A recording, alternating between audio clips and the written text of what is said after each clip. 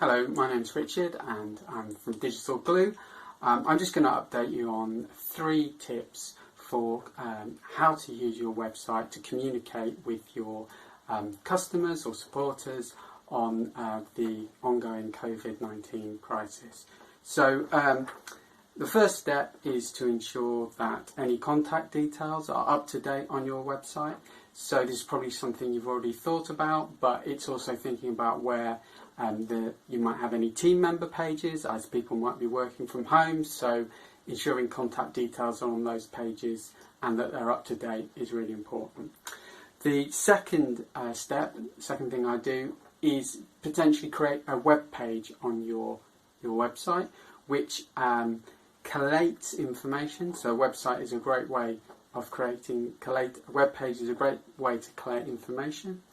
And again, adding contact details to those pages and then ensuring any important messages are at the top of the page. And you might also want to think about creating an FAQ area on that page. So if you've cancelled an event and you need to update your customers on what they need to do, then that's a good way of doing that.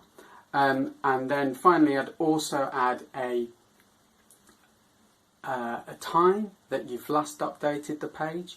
So that's going to really help ensure that your customers know that at what stage that information is at, and with events moving quickly, I think that's a really good step to take. So then finally, I would make sure that if you're creating a new page on your website, that you add a prominent link to that page. The best place for that to go is in your website's header. That means that it's available across the site, so any page a customer visits to, they'll see that link to the updates page that you've created.